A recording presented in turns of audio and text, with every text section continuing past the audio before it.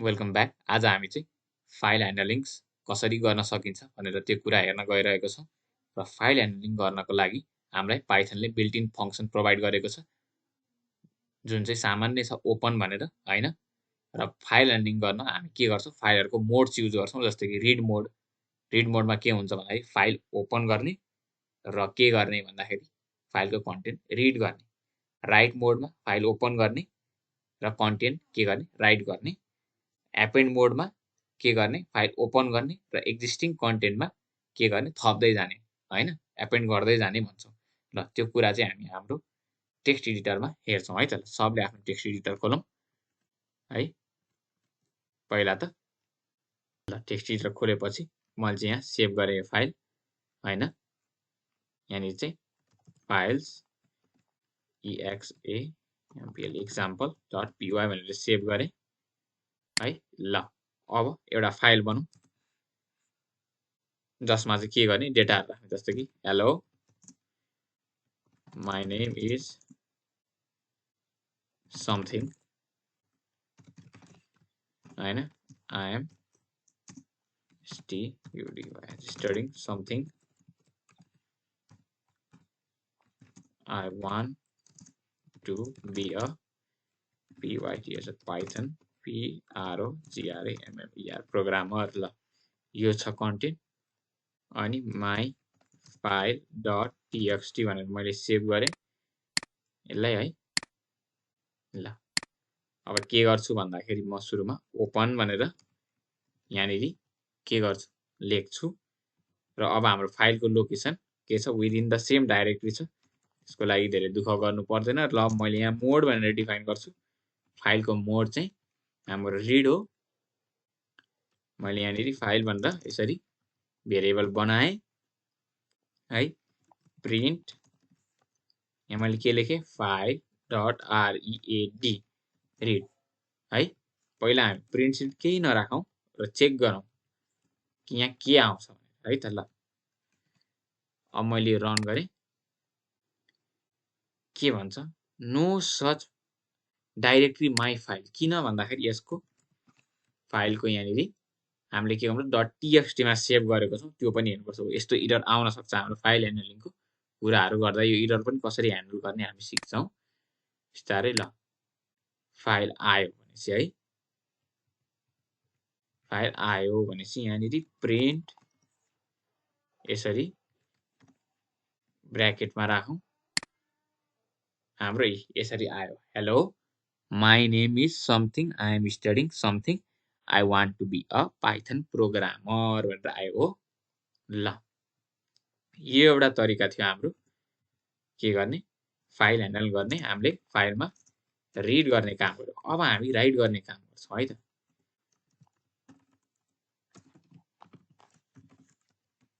मैले यहाँनिर before we write र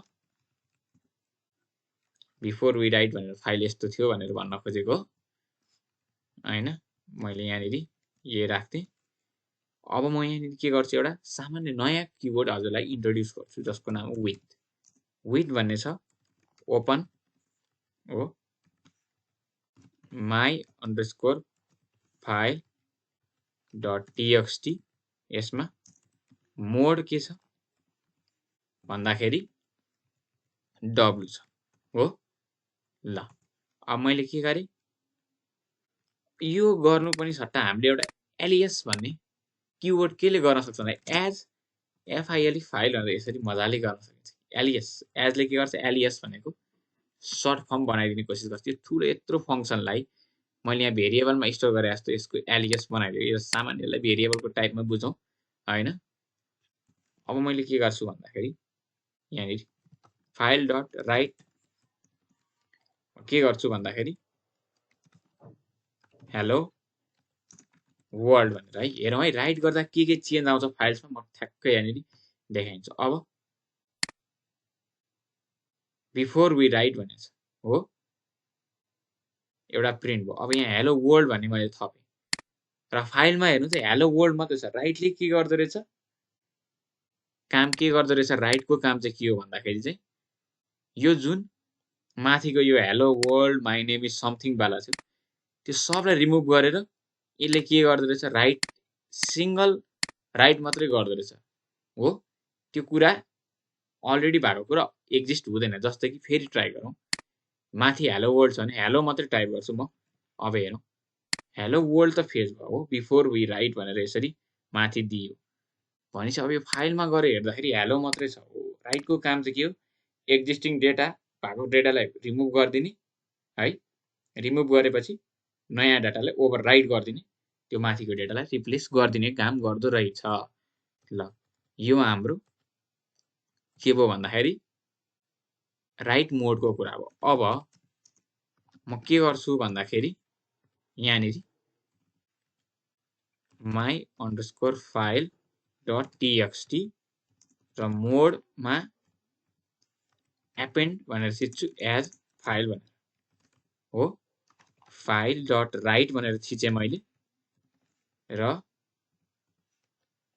स्ल्यास n भनेर नयाँ लाइन दिन्छु स्केप सिक्वेन्समा हेलो वर्ल्ड भनेर मैले यहाँ टाइप गर्छु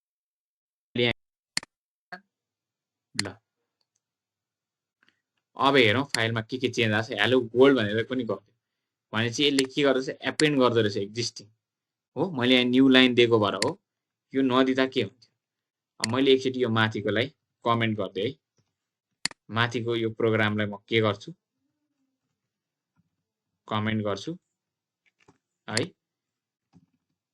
र मैले अब यसलाई यसरी ओपन गर्छु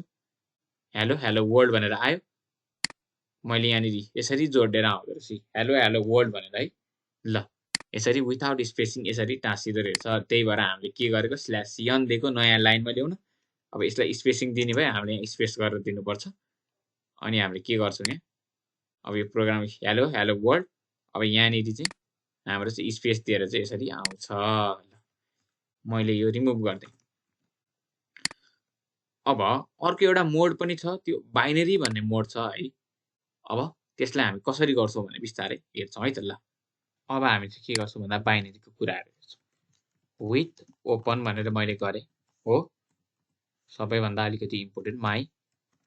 फाइल डट txt र मोड equals to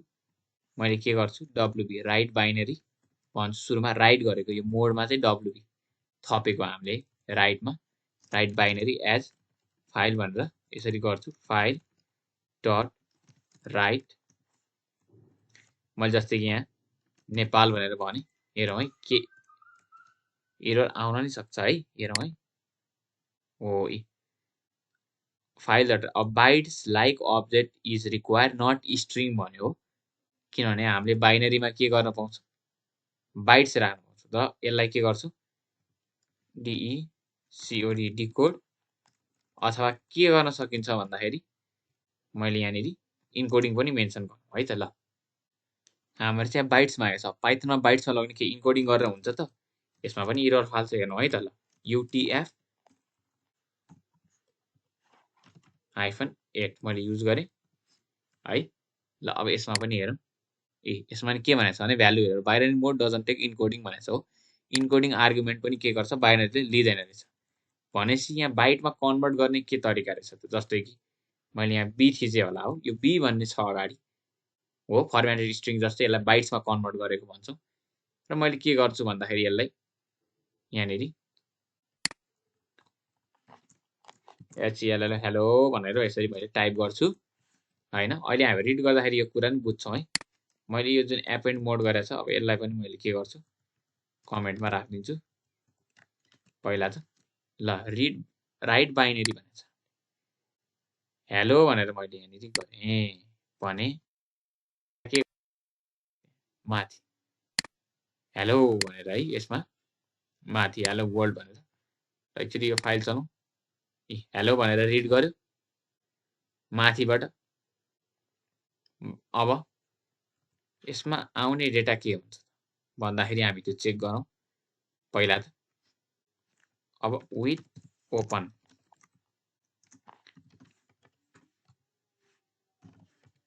my underscore file dot txt अथवा राइट बाइनरी डट बिन भनेर पनि बनाऊ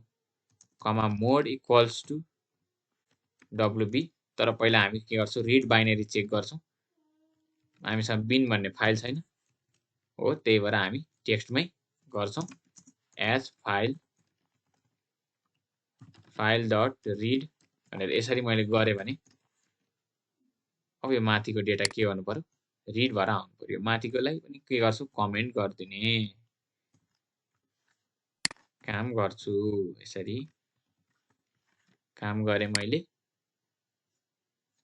अब हामीले के गर्नु पर्यो यहाँ भन्दाखेरि प्रिन्ट गर्नु प्रिन्ट गरेपछि बाइनरीमा रिड गर्ने तरिका नि त्यही हो राइट गर्ने तरिका नि त्यही आयो कि आएन डेटा टाइप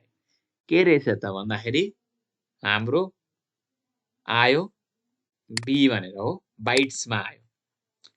टाइप पनि चेक गरौँ अब टाइप भन्ने थाहा छ हामीलाई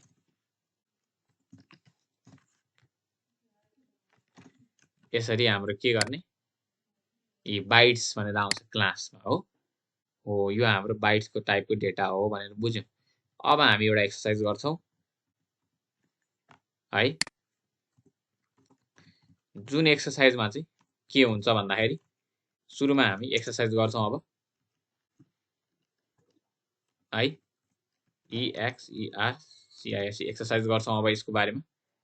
बिस्तारै सुरुमा के हुन्छ सामान्य एक्सरसाइज म तपाईहरुलाई दिन्छु सिकिसक्नुभयो है यसमा चाहिँ के गर्ने भन्दाखेरि युजर को नाम लिने युजर नेम अथवा इमेल माग्नुस् इमेल स्टोर गर्नुस् र अनि एफई फिडब्याक इमेल माग्नुस् र FED बेसिक फिडब्याक स्टोर गर्नुस् फाइल भित्र है त यसको लागि म 2 मिनेटको समय दिन्छु ल हजुरहरुको टाइम अफ भएको छ इमेल दिन्छु म यहाँ अब इनपुट इन्टर दी इमेल भनेर हो त्यसपछि FED basic feedback input ENTR enter अथवा your MESS मेसेज here भनेर यसरी दिन्छु म हैन अब के गर्नु पर्यो विथ ओपन हो के गर्ने राइट गर्ने भनेको छ विथ ओपन अब यहाँ users.txt भनेर सेभ गर्छु र मेरो मोड चाहिँ के हुने भयो राइट मोड हुने भयो अब म यसलाई के गर्छु एलियास दिन्छु एज fp भनेर सेभ गर्छु र fp डट राइट के गर्ने एउटा इमेल लेख्नु पर्यो फर्मेटेड स्ट्रिङमा हैन इमेल /n धर्को दिन्छु म फाइलमा अलिकति मिलाउनको लागि यसरी /n अब म यसलाई कपी गर्छु EMAIL लेख्छु हो अब के गर्छु फेरि यतापटि स्ल्याश यो हेडर भयो हाम्रो यसरी ल अब गरौँ अहिले जे गर्नु छ /t दिन्छु म इमेल पछि /n दिउँ अब यहाँ FED बेसिक फिडब्याक /n यो दिए फेरि /n अब यहाँ फिडब्याक दिउँ किन भन्दाखेरि हाम्रो यो फिडब्याक भनेको हाम्रो टाइटललाई क्यापिटल पार्नु पर्ने थियो यसरी मैले इमेल भनेर गरे फिडब्याक यसरी हटाइदिए हैन अब मैले यहाँनेरि FED बेसिक फिडब्याक भनेर यसरी दिए यो इमेल हटाइदिउँ अब चेक गरौँ हाम्रो के भइराछ इनपुट इन्टर द इमेल भनेछ हो जस्तै कि xyz@gmail.com message here hello I am new to this python भनेर मैले लेखेँ हो अब हेरौँ है फाइल बन्यो हामीले फाइल बनाएको थिएनौँ है बाइ डिफल्ट यसले के गर्छ डब्लु मोडले फाइल बनाइन्छ मैले यहाँ हाम्रो फाइल्स हेरेँ हैन युजर्स भन्ने फाइल्स खोलेँ र चेक गरेँ यो हाम्रो के भयो इमेल यसरी दिए मैले यहाँनिर मिलाएर राखेँ यहाँ /n राखिदिएको थिएँ यो तल आयो यो यसरी हामीले के गर्यो एउटा डेटा एरेन्ज गरेर राख्ने तरिका यसो डेमो भयो जस्तै कि इमेल आयो XYZ मेसेज आयो ल हामीले चाहिँ फाइल ह्यान्डलिङमा यति नै पढेको हौँ हैन यसको लागि धन्यवाद अब हामी नेक्स्ट क्लासमा भेट्छौँ